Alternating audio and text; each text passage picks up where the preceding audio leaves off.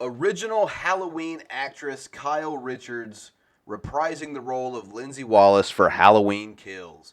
This coming to us courtesy of BloodyDisgusting.com, my personal favorite site for all my horror needs. So big news here. There's been a lot of casting news. There's been a lot of faces coming together for the new Halloween film. We know David Gordon Green's back. We know Danny McBride's back as far as our writing and directing. We know that John Carpenter's back as far as producing and scoring. We know Jamie Lee Curtis is back. We know Andy Matichak is back. We know that James Jude Courtney and Nick Castle are back. We know that Anthony Michael Hall is going to be debuting as Tommy Doyle. And now we know that Kyle Richards, after some complaining last year, to be honest, that she wasn't cast to be in Halloween 2018, she's going to be back as well. So we're not only going to get Tommy Doyle back, we're going to get little Lindsay Wallace back as well.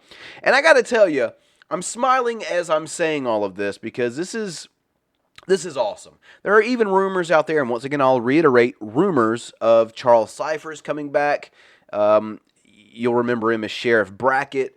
Like, just saying this makes me smile. It's like my happy place, the original Halloween.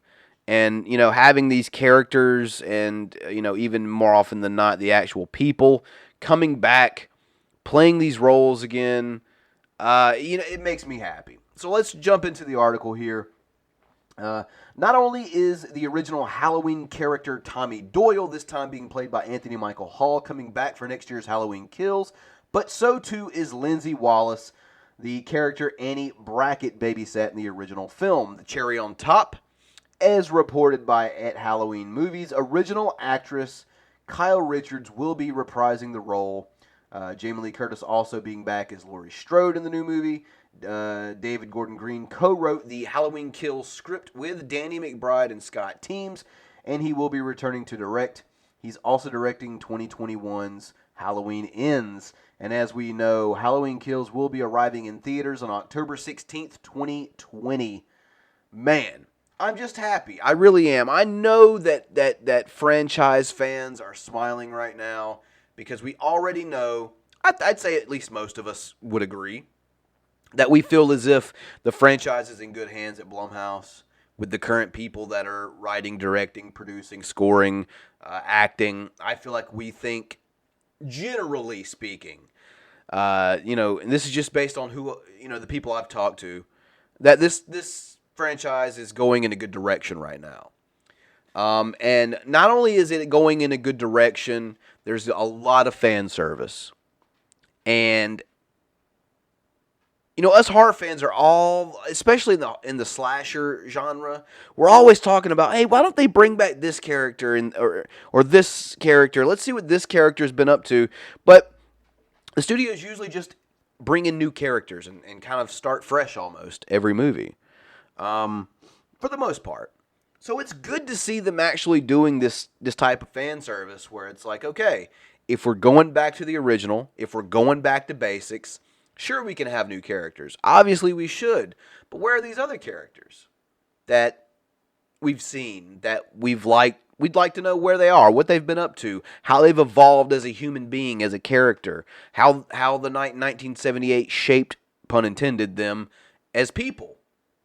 So, I absolutely love Halloween 2018. I do. For me, it's such a toss-up. It's so hard to decide what is the greatest sequel to, in my opinion, the greatest film ever made, Halloween 1978. And it's got to be between the 81 Halloween 2, Halloween 4, The Return of Michael Myers, and Halloween 2018. Those three are by far the best sequels that film has to it.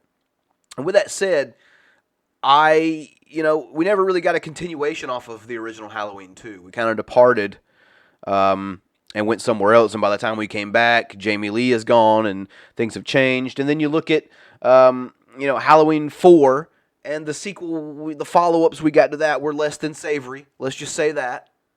So I'm really interested to now have a sequel that can continue on and do good things for the franchise and be quality stuff. Because last year's Halloween was quality.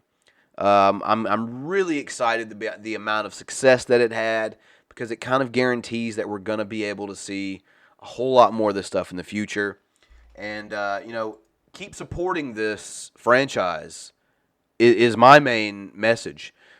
Because if you're a fan of it and you want to see more of it, I'm telling you, Blumhouse is not going to stop making these films after Halloween ends in 2021. They're not. That's going to be the end of the Laurie Strode, Michael Myers saga. But I have a strong feeling that after that, they're going to be trying some different approaches. They could possibly go back and make sequels to other Halloween timelines. They could start new Halloween timelines. They could do something completely fresh, completely new. They could go back and revamp. There's so many different possibilities.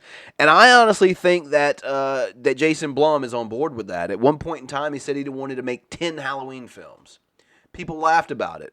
I'm not so sure it was a joke. Become a patron of the channel at the Patreon link below. You can make a one-time or a monthly contribution. Simply select a tier of $1, $5, or $10 and unlock the perks that come with your tier of choice. Perks range from early access of videos to your name in the credits listed as a producer.